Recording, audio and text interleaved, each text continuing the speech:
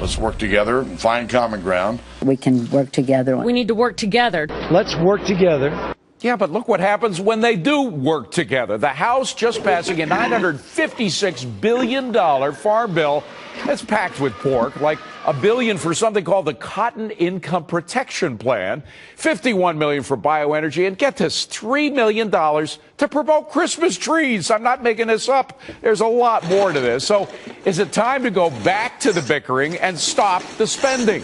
Hi, everybody. I'm David Aston. Welcome to Forbes on Fox. Let's go in focus with Mr. Steve Forbes, Rich Karlgaard, Elizabeth McDonald, Mike Ozanian, Rick Unger, and John Tammy. So, John, why would we want them to do anything when this is what we get?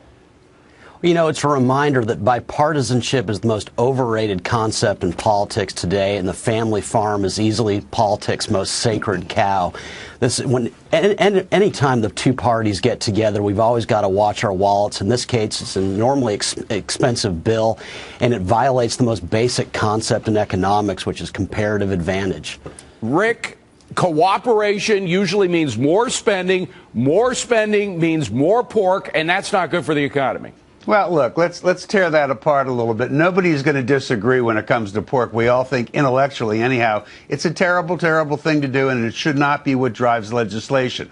What fascinates me, however, if you look back over our legislative history, well beyond our recent years, it has always been pork. It has always been earmarks that are used to get agreements. Why would this one be any different? Now, so the question that maybe you have to ask is, why do these politicians require this kind of extra benefit before they'll vote the way they should?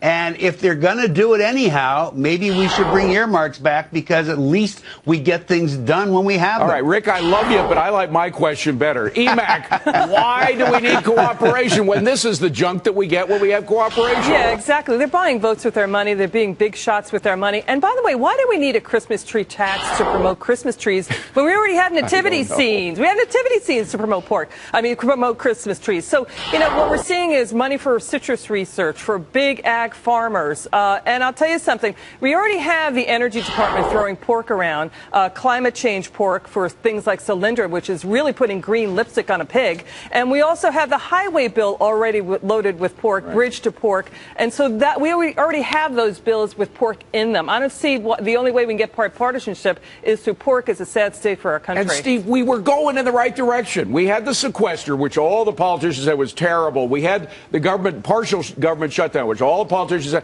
said was terrible. But government spending went down. And guess what? The economy did better in the second half of 2013, exactly when all these supposedly disasters were kicking in. That was when the economy did great. Yeah, that's true, David. The government sucks resources out of the economy. They don't create resources. They take them from we the people. This farm bill is really Animal House in a pigsty, and the American people are getting the stench from it. And apropos of Rick's point, I don't mind using pork to get something like a flat tax through, or cuts in other spending through, or reform of Social Security, but they got nothing from this. This was just pure pork. Pork is good when it's something you like. Mike Ozanian, again, the fact is the private sector does better, it seems, at least it did in 2013, when the public sector did worse, when the public sector spent less. That's right. Right now, David, fixed net private investment, excluding households, is running at 2% of GDP. The post-World War II average is 4%. So we have to be more concerned than ever about all this extra pork, because government spending as a percent of GDP is higher than its post-World War II norm. And as Steve pointed out, that's sucking resources out of the private sector, which actually creates the jobs and the tax revenues to fund the government. And, Rich, we're always hearing from the liberals out there that, in fact, we need government spending to help the economy. Well, we don't. Apparently, government spending doesn't help the economy. Not only does it not help the economy, it creates bad multiplier effects, negative multiplier effects. Explain that for us.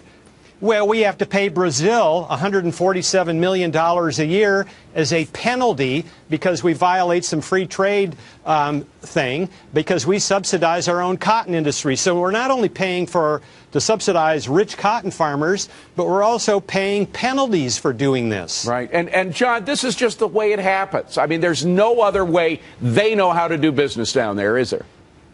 No, and it's got to be remembered, Steve and Mike pointed this out, government only can grow at the expense of the private sector. And, you know, after that, we buy TVs from Japan, we buy bananas from Guatemala, we buy shoes from Italy. Farm products are no different. If the family farm disappears in the U.S. tomorrow, we will still consume farm products in abundance. The only difference is we'll get it from foreign producers, and we won't have to subsidize the farmers here. And Rick, I agree with you. It has always been thus. I agree with you 100% on that. But isn't that the perfect reason why we need to dramatically reduce government spending? Because they'll always spend it the wrong ways. Well, but see, here's the problem, and Steve kind of really laid it right out there. He said if it's for a flat tax or something else that he thinks is good for us, no problem using pork. Well, I can make the same arguments for legislation I might like that he would dislike. This becomes an intellectually dishonest argument. Well, you either use it or you don't use it. Steve? No, in terms of getting some big things through, sometimes you have to grease the skids, so to speak. But this is just pure pork. There is nothing attached to it that did any good. Well, there was. And the idea of a family farm, they got the least out of this, the small farmers.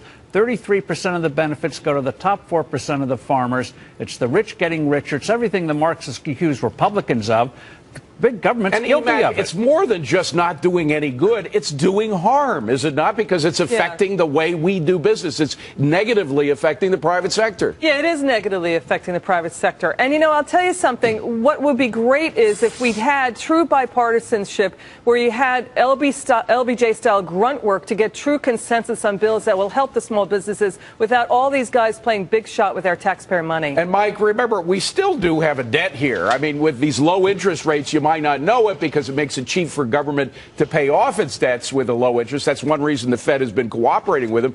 But we still have a debt, and this is just adding to it. Right, and it's going to be the middle class, David, that pays for it, not only in terms of taxes, but also higher prices for food. I mean, don't forget, while overall inflation has been trending very low, food prices have not, and other things that go off of, like, say, ethanol, which comes from corn, like gasoline prices, those prices are high as well. So the middle class gets killed by this. And Rich, ag incomes are at a record level, while middle-income family median incomes are going down. And Rich, you have mentioned many times the fact that that government spending very often has a negative effect. Government spending will hurt, it will help those people that don't need help from the government and hurt the people who are fine on their own.